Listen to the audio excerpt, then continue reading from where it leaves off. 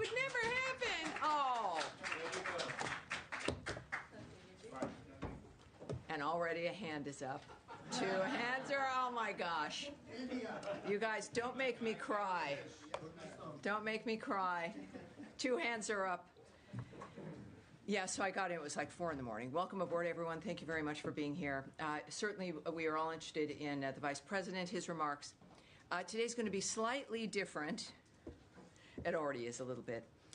That I was on the Secretary's travel, of course. Many of you were as well. Raise your hands if you were on that lovely travel experience through the forests of the world. 1. Yeah, all right. Got home about 4 in the morning.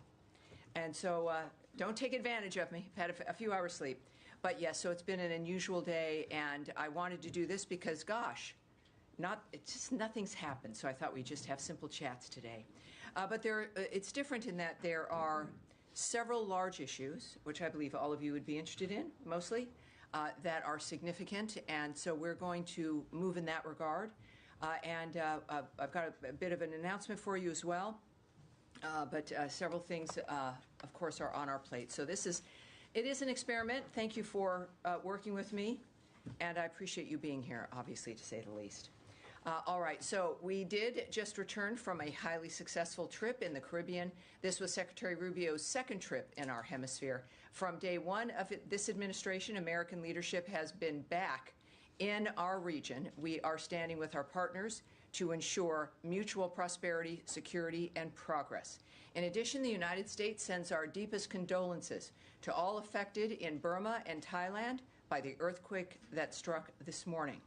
USAID has maintained a team of disaster experts with the capacity to respond if disaster strikes. These expert teams provide immediate assistance, including food and safe drinking water, needed to save lives in the aftermath of a disaster. The United States is evaluating the need for assistance based on requests and dynamic reporting. We are also united in support for the people of the Republic of Korea as they face devastating wildfires that have caused loss of life and destruction. We have not forgotten the Republic of Korea's unwavering support during the wildfires in Los Angeles and Hawaii. Just as they stood with us, we stand with them.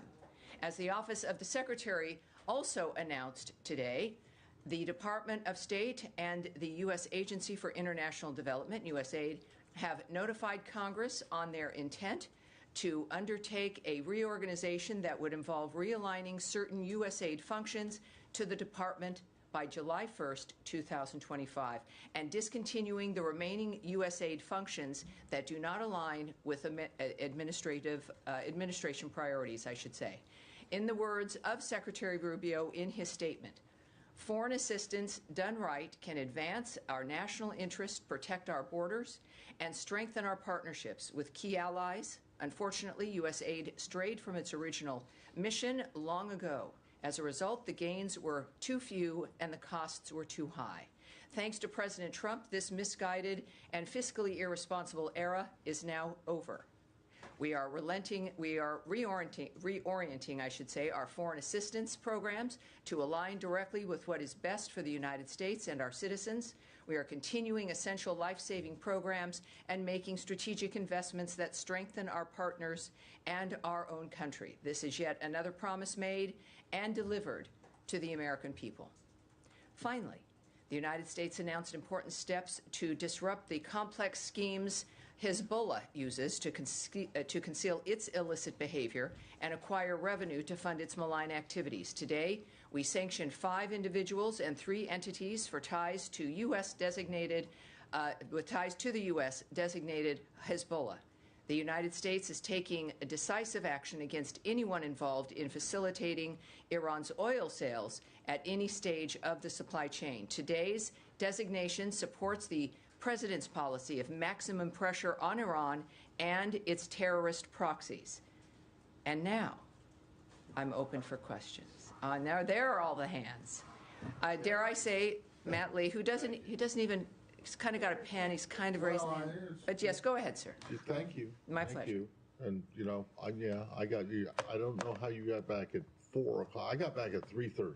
Well, there you go. We will not discuss transportation and domiciles, but go ahead, sir. I guess the traffic was worse for you than it was for me. Anyway, I have two. They'll be both very brief. One, I think you can answer quite quickly because the Secretary addressed it on the plane last night on the way from Suriname to Florida, and that is about the Yale project on the Ukrainian children taken to Russia.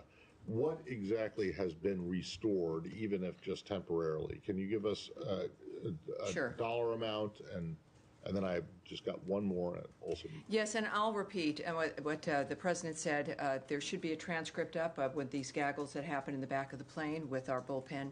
And he was asked about, there was a very misleading tweet, I think, from a reporter saying that funding had been reversed and restored. The Secretary noted, no, it hasn't been. But I can tell you exactly what has occurred, and something, in fact, has. So, first of all, a couple of things here. And we've already talked about, of course, the data. That was a main concern. We know that the data was protected and available. But for those who are thinking that there was a reversal of the decision to terminate support for the Conflict Observatory, funding is being provided for a short period while the Conflict Observatory implementers ensure the proper transfer of the critical data on the Ukrainian children to the appropriate authorities. It is part of the standard closeout procedures for terminated programs. So this is not a reversal of funding. It's not a restoration. It is part of the closeout dynamic that we've realized in the process of closing it out about what needs to happen to finish that process. Also, as we learned about more specific requirements of the closeout, we provided then updated guidance to the implementer. So this is what has occurred. As part of the foreign assistance review directed by the Secretary consistent with the Executive Order 14169, the award supporting the Ukraine Conflict Observatory was paused effective January 25th. Following a review, the U.S. Department of State terminated the award on February 26th. So when we think about the nature of, very good example of what was fake news, based essentially on something partially accurate, but this is the fact of the matter. There is no reversal of funding. It has not been renewed. This is a closeout procedure that required funding to move to make sure the data that was retained, that exists, is moved to the proper authorities. So how much is it, do you know? For how long? No, I can't speak to the amount of money. It's going to be an amount of money that facilitates the goal of that closeout. Okay, Matt, and then well, hold on. Wait. I beg your pardon. Matt, I beg your pardon. Go ahead. Thanks. I'm just trying to get some more fidelity on the number of foreign students' visas that have been revoked. There's been some back and forth, and it's a little nebulous. Sure. If you have not the exact figure, I'm sure, because it's a fluid situation, but it's one of my new favorite words, because that is somewhat correct. We know that, of course, there's some things I've said, I think, regularly on the issue of visas, is that we don't speak about specifics, right? We tend to also not provide statistics, and I think that's also important. So I'm not going to talk to you about numbers, because also it does continue to change. As we talk about numbers and everything else, we're looking at a framework where it gets us closer to the specifics for individuals, which we don't want to do. Of course, it's a big story. It's something also that's important when it comes to the larger story of the revocation of visas and why that's happening. But the Secretary also addressed this a couple of times on the trip. He was asked about certain numbers of visas that were revoked. He said he didn't know, but that we'll revoke the visas of whoever it is that fits within the category of what it is we're deciding is going to get your visa revoked, which is illegal activity, essentially. I do know that from our own conversations here, that, here we go, the department, I can say this specifically, revokes visas every day in order to secure America's borders and keep our communities safe, and will continue to do so. Because the process is ongoing, the number of revocations, as I've noted, is dynamic, and the department generally does not provide statistics on visa revocations, and generally we were not going to add anything at this time. But clearly, This is a process that we're committed to and is part of making America safe again. It's within our right, it's within the right of every sovereign nation to make a determination who will stay in this country, who'll be allowed in this country. And the Secretary, of course, has been very clear on this. What we can also say is that we have zero tolerance for non-citizens who violate U.S. laws. Those who break the law, including students, may face visa refusal, visa revocation, and/or deportation. Also, all visa applicants, no matter the visa type and where they are located, are continuously vetted. So we are looking always at your status in this process. We also are looking at the security vetting. It runs from the time of each application through adjudication of the visa and afterwards during the validity period of every visa issued to ensure that the individual remains eligible to travel to and be in the United States. The Department of State will work closely, continues to work closely with the Department of Homeland Security, which enters into this process to administer and enforce U.S. visas and immigration laws. A lot of this may have been unknown to people who have visas because we haven't had to discuss it before, but I think that should answer your question. Yes, ma'am. Thank you very much. I want to follow up on the same topic. I want to go back to the detention of Turkish students. All right, so what we're going to do is I do want to stay within a certain block so that we don't go back and forth because there's, again, a number of larger issues, and that includes this issue, the USAID issue, the visa issues, the announcements made today. We have sanctions on Hezbollah, which are important to discuss. So, Andrea Mitchell. Yes, ma'am. We'll come back to you. Okay. We'll come back to you, absolutely. I wanted to ask you about USAID, Yes, ma'am. disaster relief, and about the children. Yes, ma'am. Okay, for the disaster relief, can you tell us how, when the disaster relief teams might be mobilized and ready, how soon that might take place? Have requests already come in, to your knowledge? And has the reorganization of USAID affected our ability in these instances to assemble a team and mobilize them quickly? Well, from conversations through the last, since early this morning, what I can tell you is that we wait for formal requests, so that has not, at least maybe in the last 5 minutes, but coming up here to the podium, we are waiting any formal requests. We are ready. Obviously, we are watching what is transpiring. It is, for all of us who watched September 11th unfold, there's video, I'm sure you've seen it, of a major skyscraper just, it gives all of us the chills. So we've obviously telegraphing that from this podium, and we are ready.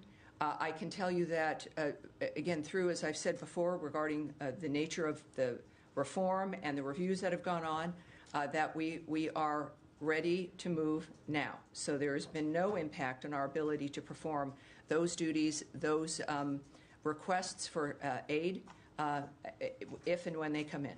And to just follow up, yes, ma'am, on the children and the broader question about war crimes and investigations, which had been undertaken with coordination with the State Department, understanding that the data have been preserved. Correct. But does that mean, can we infer from that investigations will not be conducted by this government of war crimes going forward, in either the crime of kidnapping or the war crimes that were undertaken, Busha, Mariupol, all these other places? I've cautioned always for us to not place a whole host of issues attached to something starting or stopping. And that, our work and our commitment to the world is on display every day through certainly Secretary Rubio's commitment, the nature of who he meets with, what he's done when it comes to summits, negotiations, bargaining, the issue of working for ceasefires. It has been a hallmark and remains a hallmark and will be, I have to say, a hallmark of this administration and of Secretary Rubio's tenure here. So it would be wrong to say that, in fact, that signals some kind of end to our work on these issues. In fact, manifesting through the conversation with President Trump and President Putin, it was a central part of that conversation that was discussed between those two men. And I think that shows you where it's placed now and where it will continue to be placed. Well, here's what I do know, which may speak to that a bit. is that the data is not being transferred to a storage facility. It's being transferred to the appropriate authorities.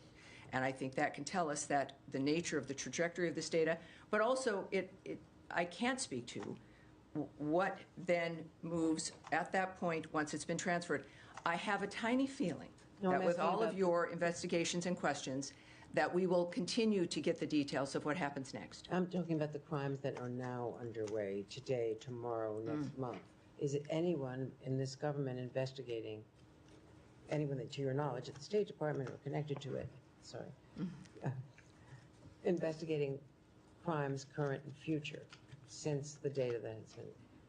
Well, first, I'm not going to discuss the details of what the State Department is doing when it comes to its investigations, when it comes to contemplations or negotiations or diplomatic decision-making, whether on any level with any situation, any case that's involved. But what I can point to, I think it's safe to point to, is this nation's history of being involved in making sure that the right thing gets done. There are a number of other entities of which, of course, we are involved, including the United Nations, and, of course, other Europe, or the nations of the civilized world. So I would, same with whether it's aid, this argument that we are stopping our aid and we're out of of caring about providing foreign aid. Of course, that's not true. And because one grant dynamic has stopped in this country at one university, that is not the determiner of the nature of the work of the State Department of the United States. That's unfair, frankly, and moves people into this idea that everything is contained in one moment when there are thousands of moments and work going on around the world, but certainly including the nature of what the State Department's doing under the direction of Marco Rubio, when a commitment of the State Department to solve these problems, to stop carnage, to find justice. We want to be safe, secure, and prosperous for ourselves and for our neighbors. So that would not be an accurate conclusion based on this one particular grant. Yes, ma'am. Yeah, go ahead. Tammy. I just want to follow up on the earthquake response.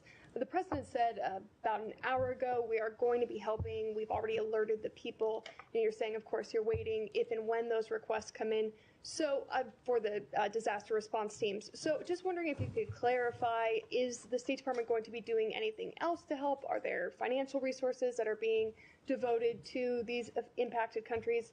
And then can you also just say what governments you are in contact with?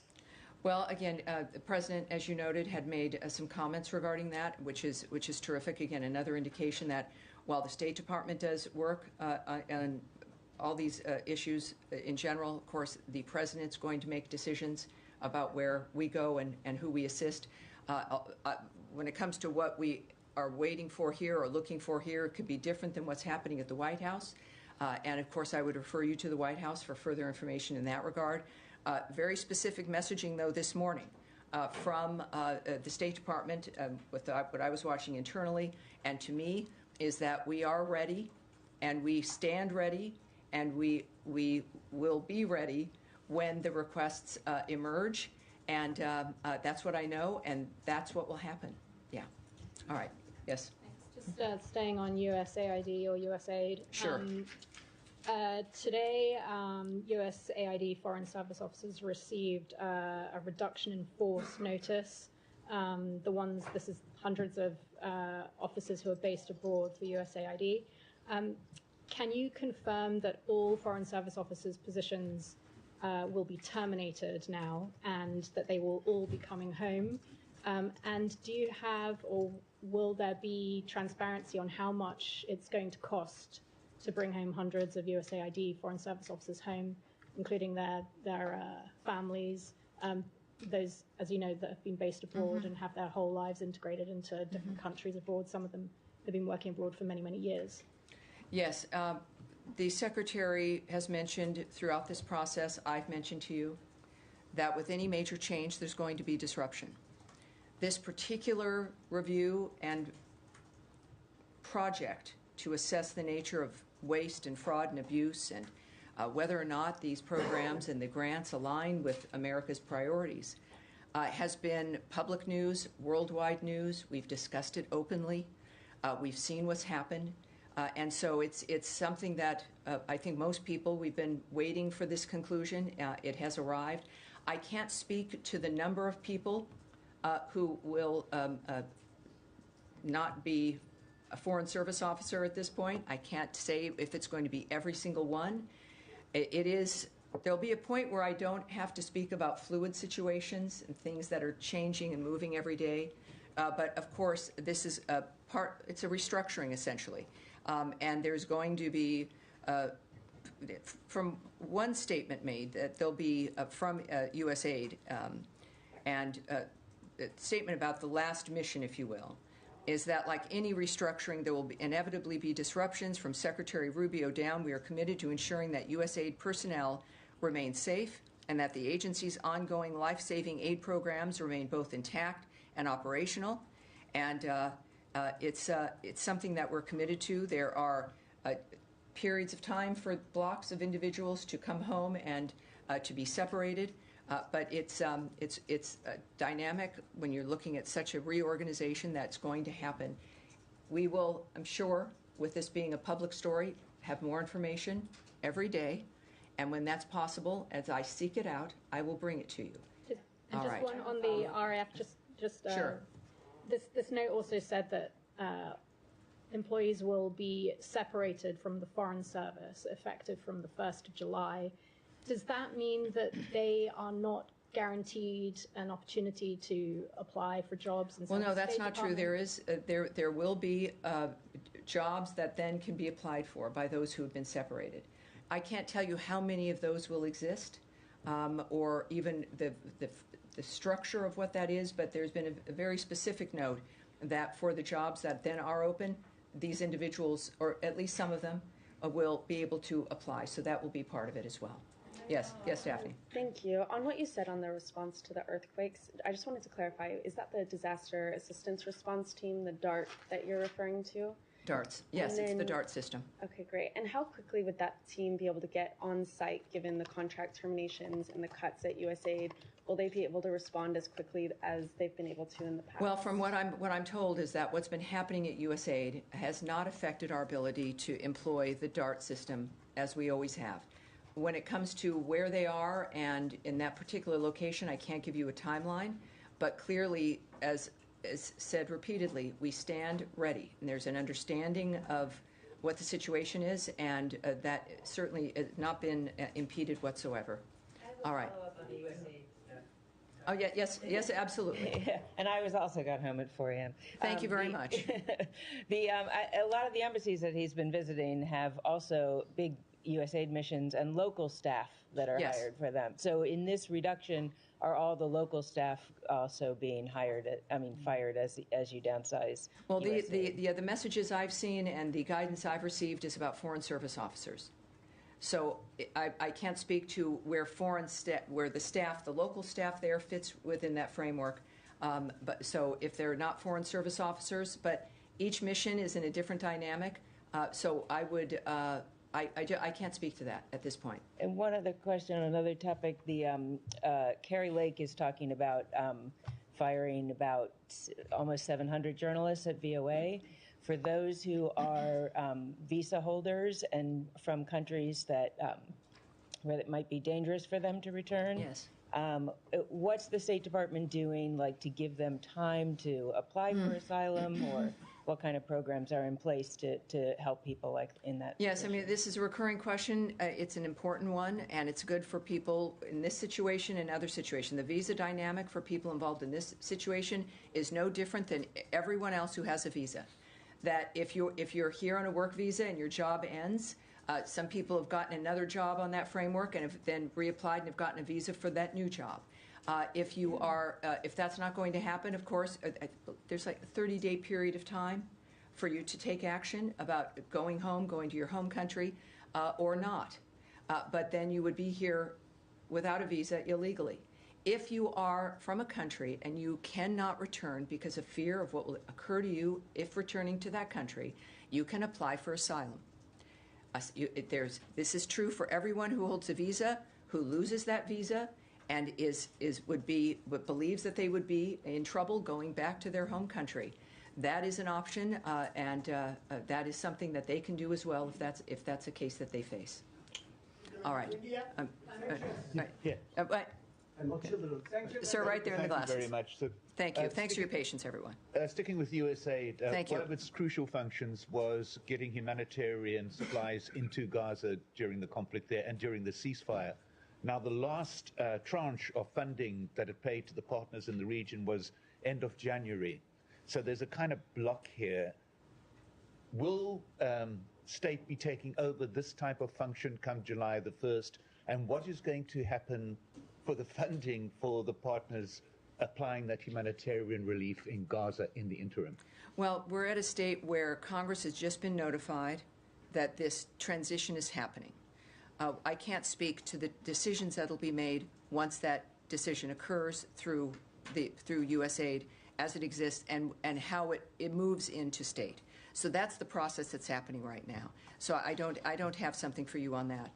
But we also know that dynamic is very complicated, as we've talked about every day, importantly, and it remains complicated. And of course, aid can immediately move through that situation through all of our regional partners, people who are concerned.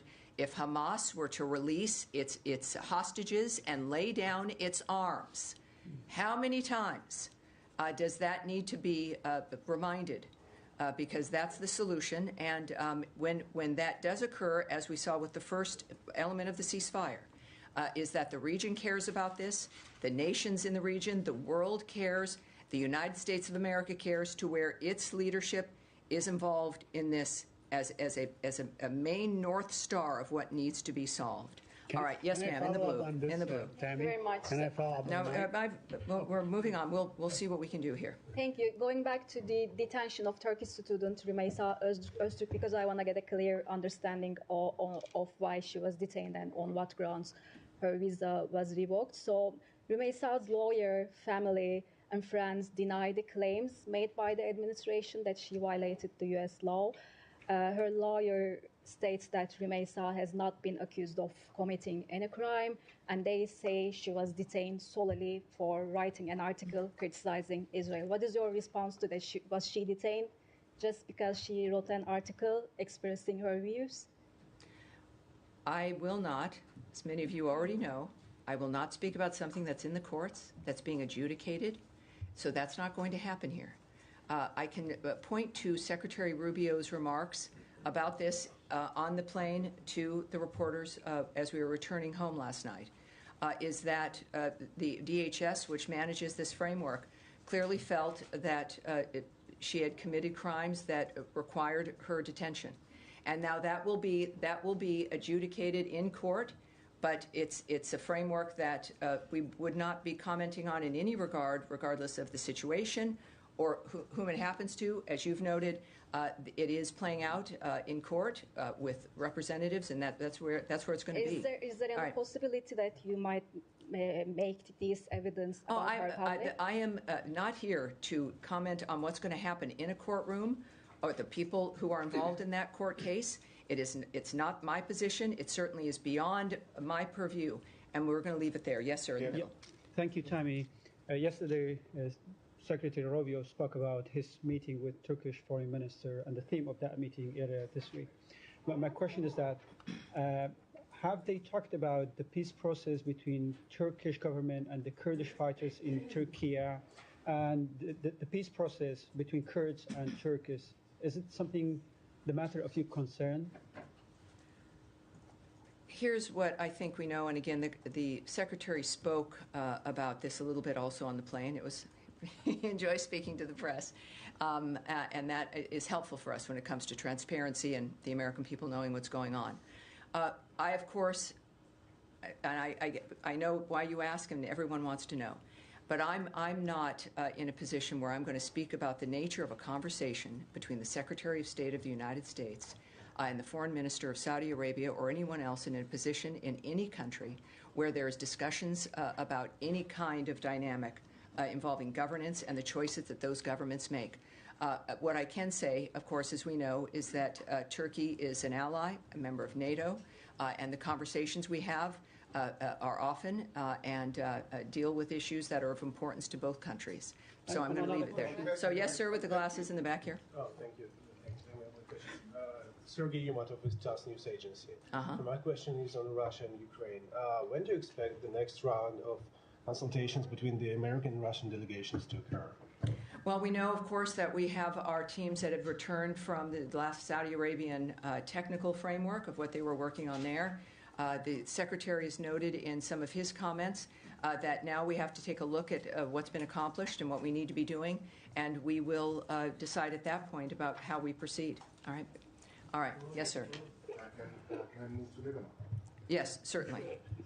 Thank you, Tammy. Ahmed Hazim, Al Jazeera. Today, there was some missiles fired in northern Israel from Lebanon. Israel retaliated with airstrikes and artillery in the south and even in the capital, Beirut. My question is that the ceasefire agreement, in it, there is a mechanism for reporting violation or alleged violation of the agreement itself, the ceasefire itself. This mechanism is led by the United States, will include France, UNIFIL, and both parties have to report any violations to the cease agreement. Was this mechanism implemented in this incident? Well, I can say a few things about this, including Israel is defending its people and interests by responding to rocket attacks from terrorists in Lebanon. As part of the cessation of hostilities agreement, the government of Lebanon is responsible for disarming Hezbollah, and we expect the Lebanese armed forces to disarm these terrorists to prevent further hostilities. The reason that any attacks have happened is because terrorists launched rockets into Israel from Lebanon. That is a violation of the cessation of hostilities. It is a violation of the ceasefire when terrorist groups, when armed groups, shoot rockets into Israel. Whether it's Hezbollah or whether it's Palestinian groups like Hamas, it does not matter. Israel has to respond as the United States would have to respond, or any other country would have to respond in this kind of situation.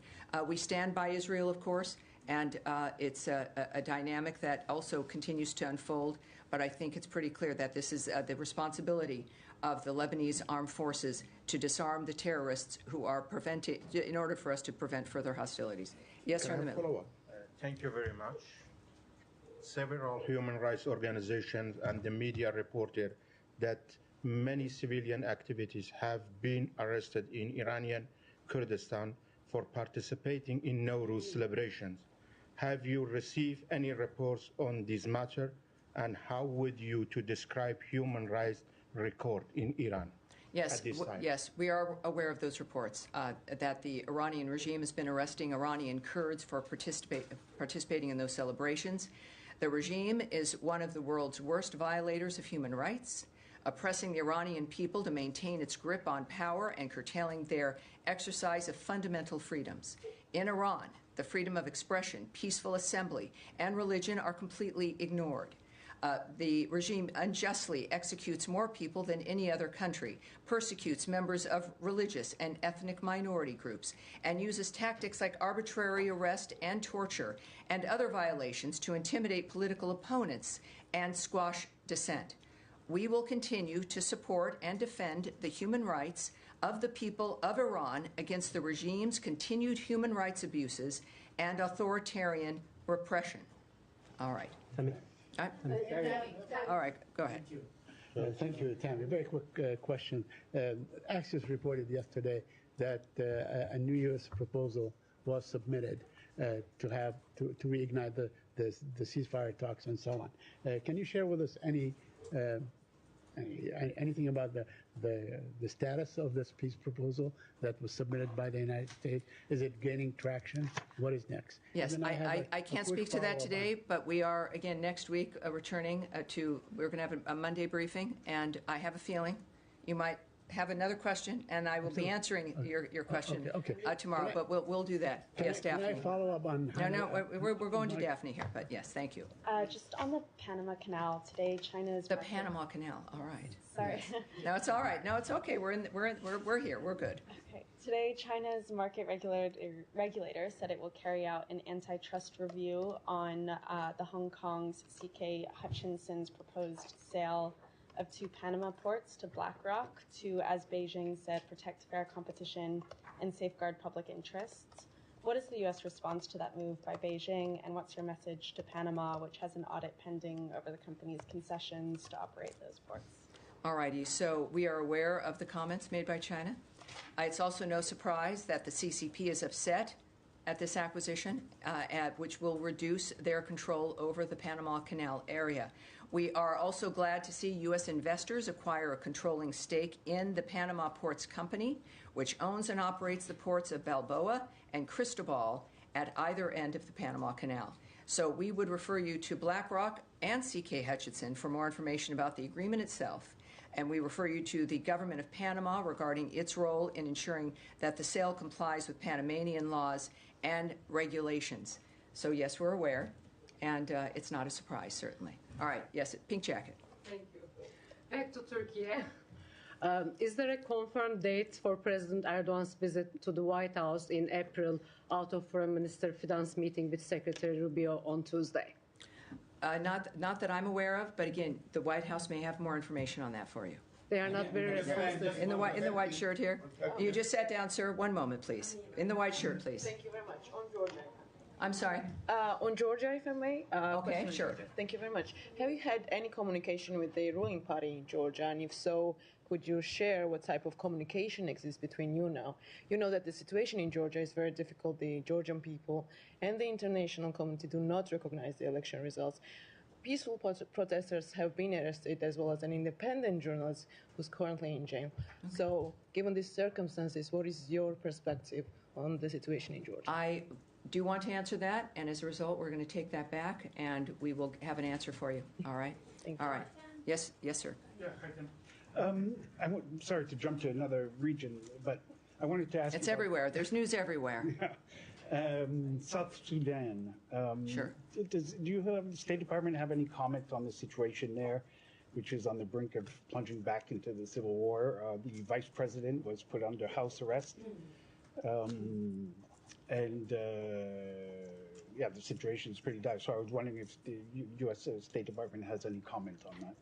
Well, of course, there's been news on this, the dire situation, I think, throughout the area, and then whether it's North Darfur, et cetera. So we are concerned about a number of issues that are unfolding, and that, too, I'm going to have to get some updated information on, because what I'm seeing here is I'd like something new, some updates there. So we'll have that. We'll bring that back for you for sure.